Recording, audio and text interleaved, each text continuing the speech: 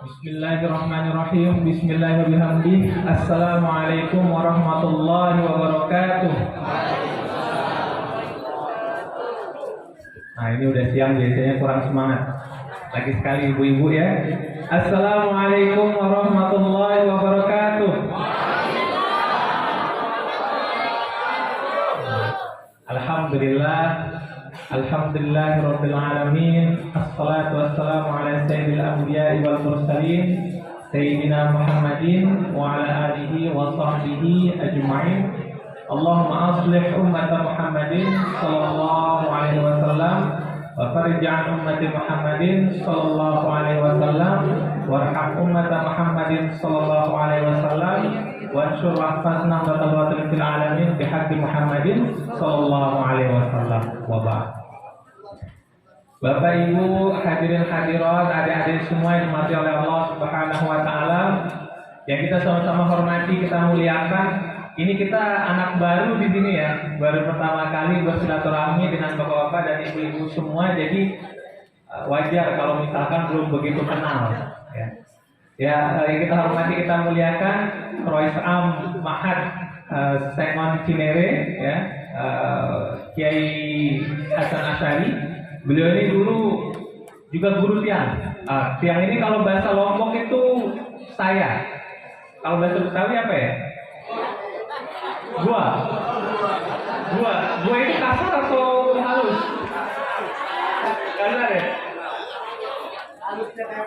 Halusnya Depok. Kiai Hasan Asy'ari ini juga dulu guru tiang, gurunya gua. Ya. Udah cocok lah ya jadi orang Depok. Beliau ini dulu guru tiang, sempat ngajar sekitar 1 semester di Madrasah Aliyah dulu. Kemudian yang kita hormati, kita muliakan juga para guru-guru kita. Wabil khusus di sini ada Bapak Dr. Haji Taufik. Kemudian juga yang kita ingat Habibana ya, Al Habib Ahmad bin Muhammad As-Sadaf, hafizallahu taala. Amin ya rabbal alamin. Matan Allah bi kulli hayati. Amin ya rabbal alamin. Kemudian juga di sini ada Abang Nahrawi ya. Abang Nahrawi kalau dari tampangnya emang jago silat kelihatannya abang kita. Masyaallah. Ya, kemudian para asatis ya, para tuan guru, para kiai. Di sini kita lihat ada tuan guru Agus Yusron, ada tuan guru Hizbullah ya, tuan guru Hizbullah, hafizallahu taala. Ya, dan Bapak Ibu semua, adik-adik yang dirahmati oleh Allah Subhanahu wa taala. Ya, alhamdulillah ini kita sudah beranjak jam 11 ya. Tadi malam seperti dikatakan oleh Ustaz Hasan Asy'ari, kita semua kayaknya banyak yang nonton Piala Dunia, betul? Nah, mungkin karena kecapean dan lain sebagainya, kita hanya menyampaikan 2 poin saja pada kesempatan kali ini. Ibu-ibu, tadi waktu adik-adik kita menyanyikan lagu taktis, sedih nggak? Senang nggak? Senang, sedih, betul ibu-ibu? Nah, ibu-ibu semua yang dimati oleh Allah Subhanahu wa taala, satu hal pertama yang ingin kita sampaikan pada kesempatan kali, ibu-ibu dan adik-adik semua harus bangga anak-anaknya berhubungan dengan Al-Quran. Bangga nggak ibu-ibu? Harus bangga. Itu adalah bagian daripada ibu-ibu menjalankan perintah Allah Subhanahu wa taala. Apa yang dikatakan di dalam Al-Quran? Wal yakhshal ladzina law taraku min khalfihim dzurriyyatan di'afan. Takut seharusnya kita ibu-ibu kalau kita ninggalin anak-anak kita dalam keadaan lemah. Entah itu lemah agama, lemah dari segi Al-Quran, lemah dari segi segala macam, dari segi fisik. Itu makanya ada Bang Nahrawi punya sanggar. Nah, ibu-ibu bisa latih fisik anak-anaknya di sana. Tadi juga Bapak Haji Taufik kasih hadiah apa? Raket, melatih fisik anak-anak kita. Kemudian juga di sini ada Mahad Sengon Cinere. Nah, ma'had ini juga tempat kita melatih ilmu-ilmu agama, tempat kita melatih Al-Quran. Maka apa pesannya Allah Subhanahu Wa Taala? Takutlah kalau kita tinggalkan anak-anak kita dalam keadaan lemah fisik, lemah ilmu, lemah segala-galanya. Maka itu harus kita persiapkan, salah satunya dengan memasukkan anak kita terus berhubungan dengan Al-Quran di ma'had kita masing-masing. Karena apa, ibu-ibu semua, bapak-bapak semua, ada sebuah pepatah ya, yang masyhur atau yang populer. Pepatah ini mengatakan bahwa kullu mayyartabit bil Quran asbaha aziman. Semua yang terikat atau berhubungan dengan Al-Quran pasti jadi mulia.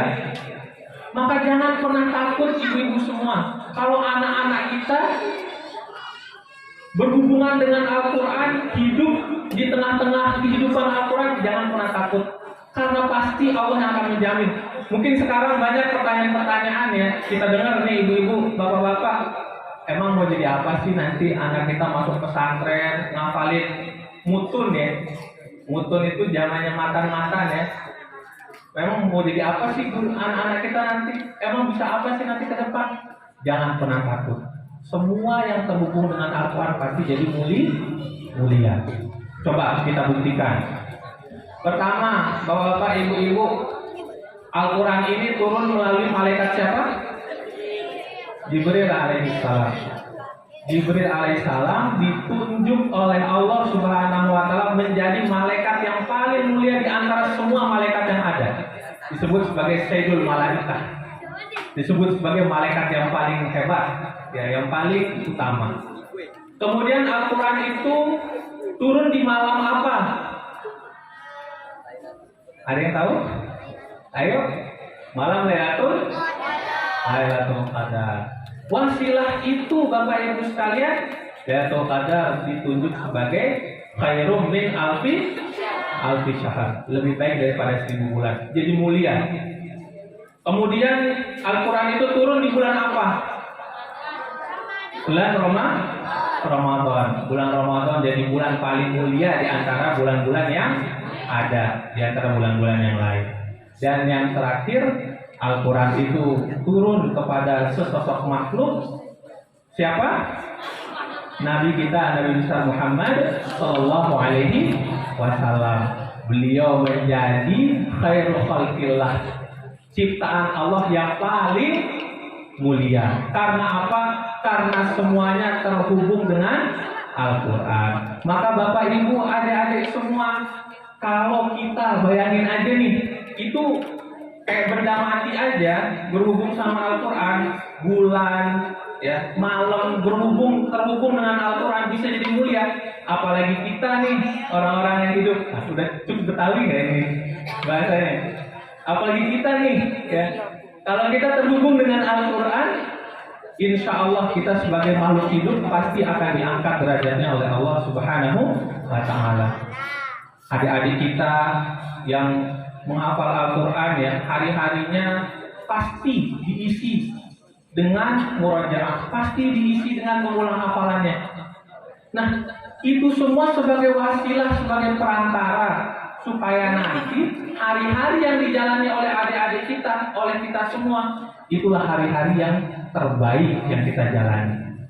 Mungkin kalau adik-adik kita masih semangat, kalau kita yang udah tua, ada nggak sekali kita buka Al-Quran kita dalam sehari? Ada nggak yang kira-kira masih? Kadang-kadang kan Al-Quran kita debunya yang tebal ya. Debunya yang tebal ditaruh di tempat yang paling atas. Kita ngambilnya doang nih mesti pakai apa namanya, kalau bahasa Lombok itu sentau. Bahasa Lombok itu sentau. Sentau itu tempat kursi kecil tuh. Kalau Betawi apa? Jongkok. Nah, jongkok. Oh iya. Jongkok. Nah, itu kita ngambilnya doang mesti pakai jongkok Qurannya. Debunya tebal. Nah, tetapi mulai dari sekarang, kullu ma yartabit bil Quran asbah aziman, Bapak-bapak, Ibu-ibu, adik-adik semua, kalau kita isi hari-hari kita, nggak perlu lama-lama, dikit-dikit aja, paling 1.000 sehalaman. Yang penting tetap ya, yang penting tetap kita amalkan. Insya Allah hari-hari yang kita lalui akan menjadi hari-hari yang paling mulia. Itu hal pertama yang ingin kita sampaikan kepada ibu-ibu, bapak-bapak, dan adik-adik kita semua. Yang kedua yang ingin kita sampaikan pada kesempatan kali ini, ibu-ibu, bapak-bapak, adik-adik semua, tadi salah satu dari zuriat Syekhul Mahad kita, Al-Ustaz Danis, berpidato. Al-Ustaz Danis, ini siapa sih nama saya? Muhammad Danis Al-Dani. Tadi berpidato berjudul, ada yang ingat judulnya apa? Adab kepada orang tua. Tadi sudah dimukadimahin sama Danis. Sekarang kita yang lanjutin. Yang kedua, adab kepada orang tua. Adik-adik semua mau sukses nggak ke depan? Nggak mungkin ya, nggak mungkin ada yang nggak mau sukses ya. Di dunia hasanah, wa fil akhirati hasanah. Pasti semua pengen sukses. Nggak mungkin ada yang nggak pengen sukses. Dalam bahasa Arab, sukses itu disebut dengan at-taufik. Apa ibu? Taufik. Taufik itu artinya adalah seperti nama bapak kita. Makanya bapak kita sukses beliau. Seperti namanya at-taufik. At-taufik itu adalah kesuksesan fid-dharain. Kesuksesan di dunia maupun di akhirat. Amin ya rabbal alamin. Ibu-ibu, bapak-bapak sekalian, sebelum kita sampai kepada kesuksesan, Allah Subhanahu wa Ta'ala sudah mengasih kita bekal 3 hal. Sebelum kita sampai kepada at-taufik ini, kita dikasih 3 hal dulu yang mesti kita dapetin. Yang pertama namanya fitrah. Yang kedua namanya akal. Yang ketiga namanya ad-din atau agama.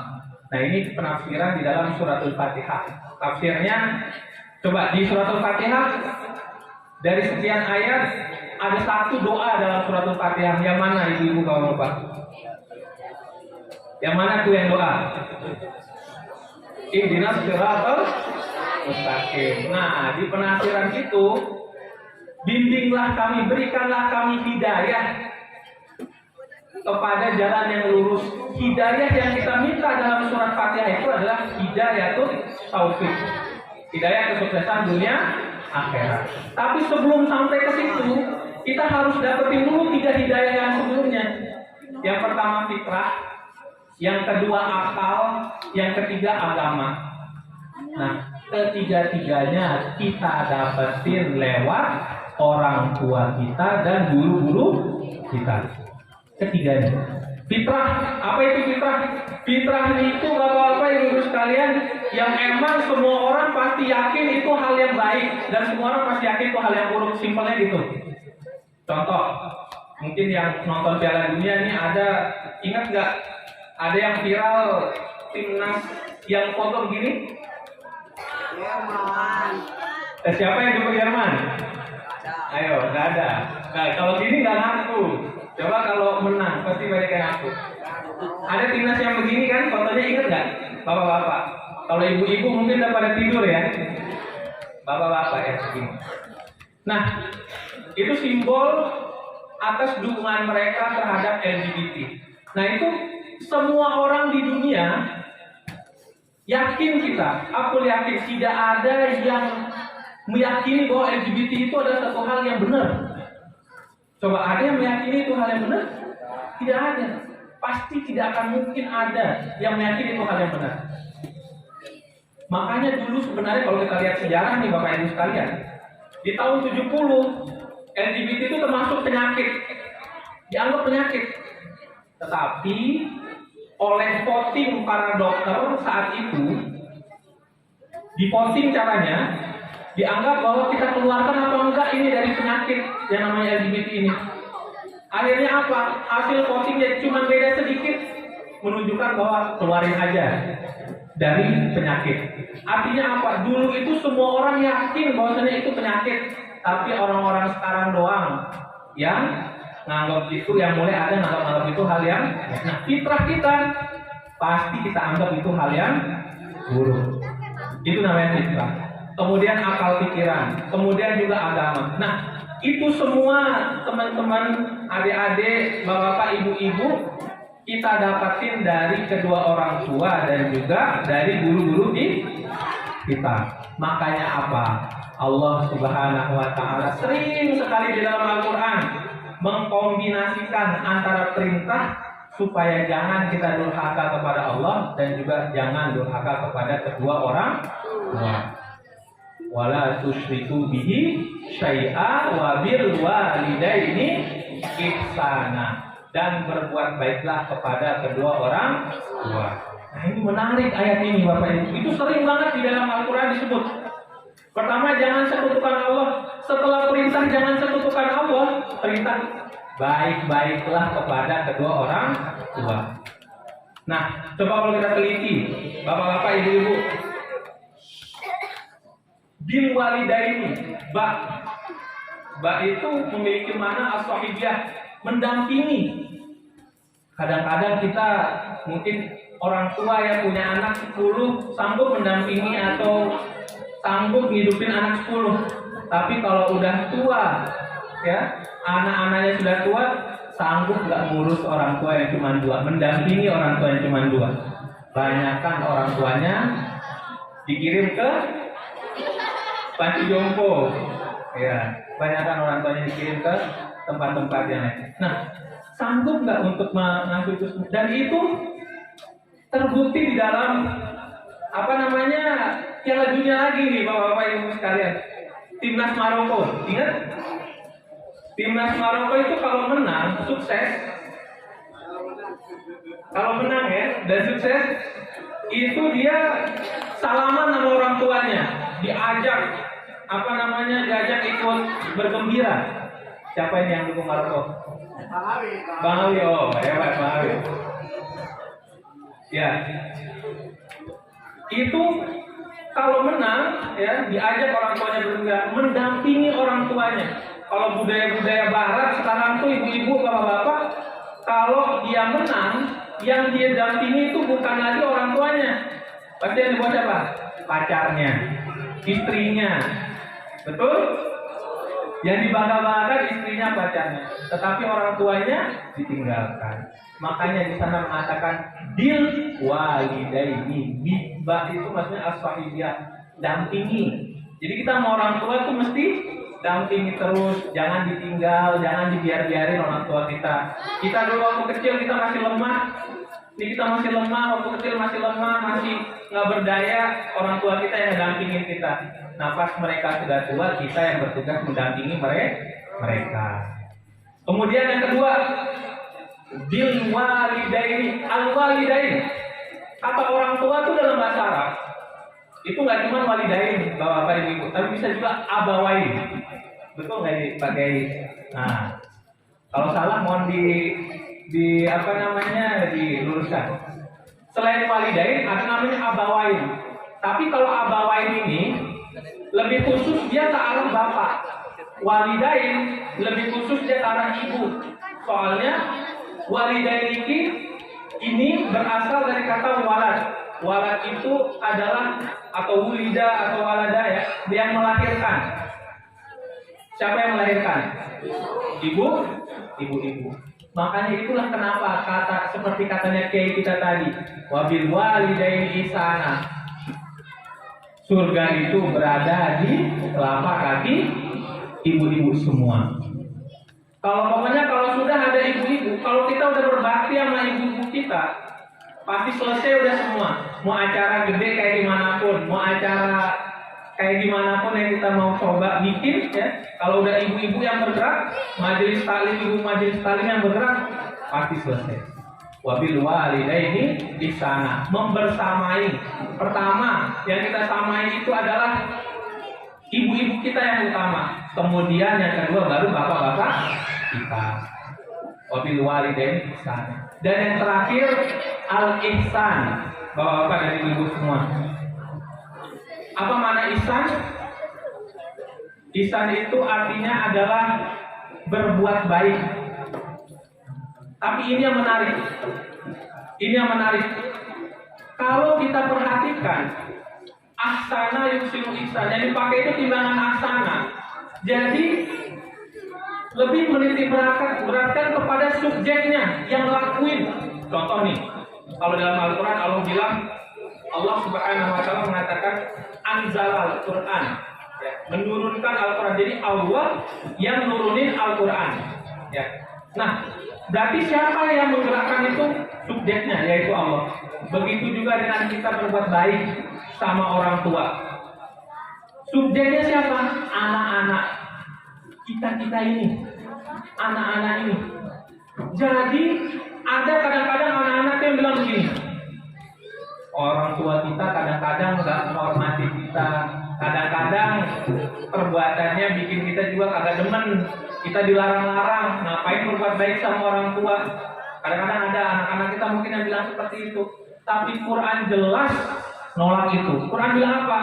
Ihsana. Yang penting tuh ente kan. Ente kalau bahasa Betawi, kalau kamu apa? Lu ya. Yang penting lu pade ya. Ngelakuin kebagusan kepada orang tua lo. Terserah orang tua lo mau balasnya kayak gimana. Makanya pakai ihsana di situ. Yang penting ente nih, ente atau kita ini anak-anak mau ngelakuin seperti apa kepada orang tua kita, itu tanggung jawab kita kepada Allah Subhanahu Wa Taala. Tapi kalau orang tua kita balasannya kepada kita, itu bukan urusan kita lagi, itu udah urusan sama Allah Subhanahu Wa Taala. Jadi nggak peduli mau orang tua kita anggap ngelakuin kita jelek, mau kita anggap orang tua kita ngelakuin kita buruk, ngelakuin kita yang kita kagak demen lah ya, yang kita kagak demen ya. Tapi tetap kita harus balas orang tua kita dengan al-ihsan, dengan berbuat baik. Itu makanya Allah Subhanahu Wa Taala mengatakan wabil walidaini ihsana. Nggak cuma itu, bapak-bapak dan ibu-ibu semua. Kenapa sering digabungin antara perintah tidak durhaka sama Allah dan berbakti kepada kedua orang tua? La tusyriku bihi syai'a wa bil walidaini ihsana. Kenapa? Katanya di dalam tafsir, karena dua-duanya ini sumber kita ada. Yang nyiptain kita siapa? Yang nyiptain kita siapa yang ibu? Allah Subhanahu Wa Taala. Nah, kemudian bapak-bapak dan ibu-ibu kita, ini adik-adik, yang bikin adik-adik ada di muka bumi ini siapa? Hah? Bapak-bapak dan ibu-ibu? Kok ketawa? Siapa? Bapak-bapak dan ibu-ibu. Ya, bapak-bapak dan ibu-ibu kita, orang tua kita yang menyebabkan kita ada di muka bumi ini. Nah, maka apa? Karena keduanya itu adalah sumber kita ada, sumber keberadaan kita. Allah sumber hakiki kita ada, orang tua kita sumber majani kita ada. Lalu di mana posisi guru? Tadi kan kita sebutin nih, kalau kita mau dapat hidayah itu, hidayatul fitrah, hidayatul akal, hidayatul din. Ini kita mesti dapat dengan cara berbakti kepada orang tua dan juga berbakti kepada guru. Lalu di mana posisi guru? Posisi guru adalah karena gurulah yang membuat kita ada, eksistensi kita di dunia ini, yang ngajarin kita gimana caranya sholat, yang ngajarin kita gimana caranya baca Quran, yang ngajarin kita gimana caranya berbuat baik, yang ngajarin kita doa-doa. Itu adalah guru-guru kita semua. Karena apa? Kehidupan tanpa ada bimbingan dari guru, Bapak Ibu sekalian, kalau bahasa Al-Quran itu la yamutu wa la yahya. Enggak hidup, enggak mati. Enggak ada kehidupan aja gitu. La yamutu wa la yahya. Enggak hidup, enggak mati. Maka kalau ingin kita ada kehidupan, maka dengan cara kita berguru. Itulah mengapa guru itu adalah sumber juga dari sumber keberadaan kita secara majazi, sumber keberadaan kita ya, selain orang tua. Makanya kalau para ulama itu sering bilang apa? Laula murabbi ma'araftu rabbi. Kalau enggak gara-gara guru, kita nggak bakal kenal siapa Tuhan kita. Kita nggak bakal tahu gimana caranya sholat, kita nggak bakal tahu caranya jalani kehidupan yang bagus. Makanya apa? Guru itu adalah alasan kita ada secara majazi. Maka bapak-bapak, ibu dan adik-adik semua, terutama adik-adik semua, kunci kita menggapai ihdinas siratal mustaqim itu, kesuksesan dunia akhirat, yaitu hidayah taufik, hidayah sukses dunia akhirat, kuncinya ada di awal tadi. Pertama adalah berbakti kepada Allah Subhanahu wa taala, kedua berbakti kepada guru, kepada orang tua, dan yang ketiga berbakti kepada guru. Jadi kalau udah tiga itu udah pasti dah kita akan sampai kepada at-taufik, sukses dunia akhirat. Nah, bapak-bapak dan ibu-ibu yang dirahmati oleh Allah Subhanahu wa taala, yang terakhir nih ya, yang terakhir.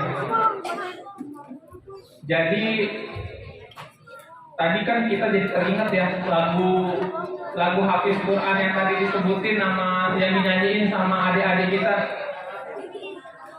bilang bahwa dengan kita menghafal Al-Quran akan memberikan mahkota, betul? Ada yang dengar?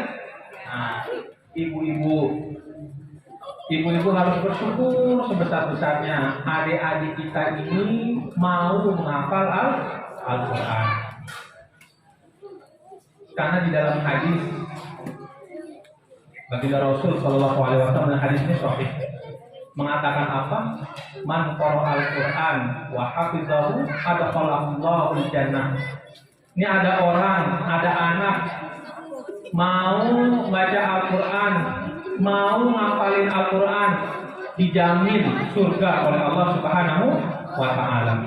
Tidak hanya itu, wa syafa'ahu ala asyrafin min ahli baitihi. Kemudian juga Allah akan memberikan syafaat, pertolongan kepada 10 anggota keluarganya. Kulluhum, semuanya anggota keluarga ini qad istaujabu annar. Kulluhum, semua anggota keluarganya ini sudah dipastikan masuk neraka. Tapi karena ada satu anggota keluarga yang menghafal Al-Quran, bisa diselamatin 10 orang. Bayangin, kita mungkin hidup di rumah, bapak-bapak ibu-ibu di rumah berapa orang? 6. Ada yang 6, ada yang di rumah berapa? Mungkin berempat, bertujuh ya. Nah, kalau kita kirim satu aja anak kita buat ngafalin Al-Quran nih, insya Allah nanti di akhirat nggak cuma anak kita yang masuk surga, tapi anak kita juga ngajak 10 anggota keluarganya. Amin ya rabbal alamin. Alhamdulillah. Makanya bapak ibu sekalian, ibu-ibu, jangan pernah ragu titipkan anak kita untuk menghafal Al-Quran.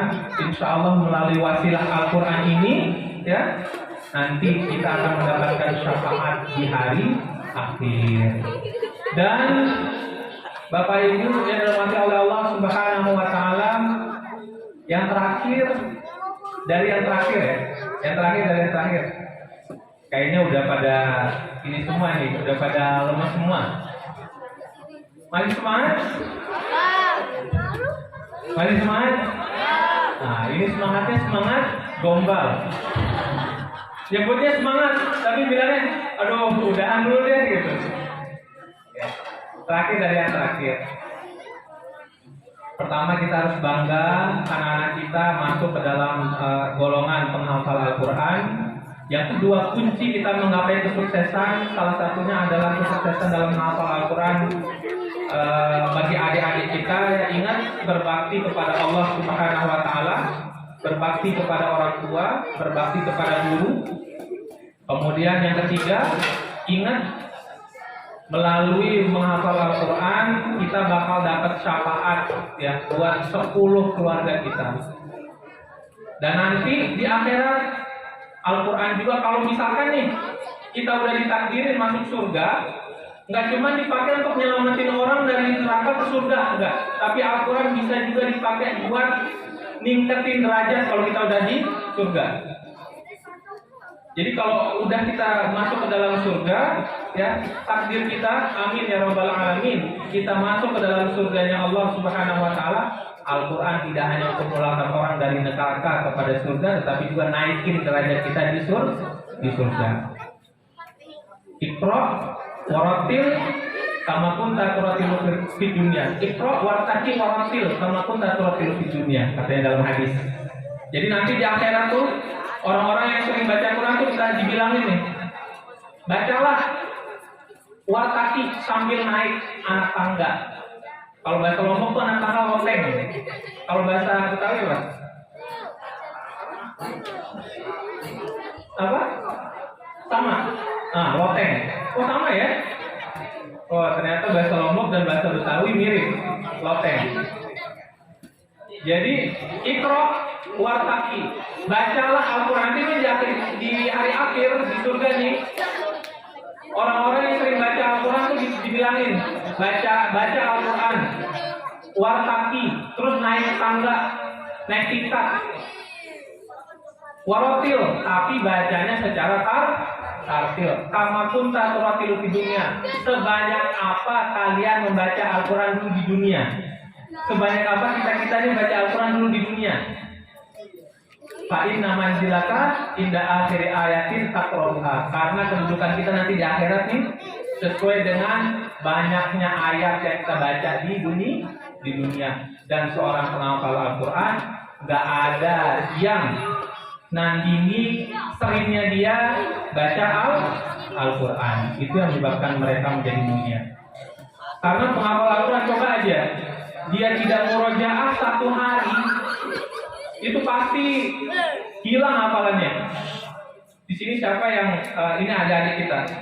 Kalau kita nggak murojaah Al-Quran sehari aja, itu hafalan kita bisa rusak. Kalau udah hafalan rusak, yakin males banget ngulanginnya, males banget perbaikinya. Betul nggak?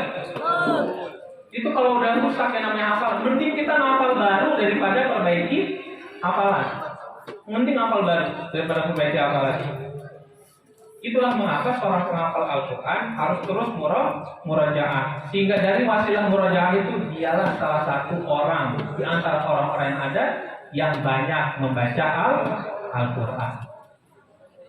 Dan mudah-mudahan itu menjadi wasilah kita mendapatkan tempat yang tinggi di sisi Allah Subhanahu wa Ta'ala. Amin ya rabbal alamin. Ya mungkin itu aja dulu ya Bapak Ibu sekalian dirahmati oleh Allah Subhanahu wa Ta'ala. Pada kesempatan kali ini silaturahmi yang sangat, kalau bahasa Arab itu fursoh gamilah, kesempatan yang sangat indah ya. Tumben bisa bersilaturahmi dengan bapak-bapak, ibu-ibu semua, dan mudah-mudahan kita ditakdirkan untuk bersilaturahmi di masa-masa yang akan datang. Amin ya rabbal alamin. Ya mungkin itu saja yang saya sampaikan pada kesempatan kali ini. Kurang lebihnya mohon maaf. Al-afu minkum wallahu muwaffiq wal hadi ila sabilir rasyad. Assalamualaikum warahmatullahi wabarakatuh.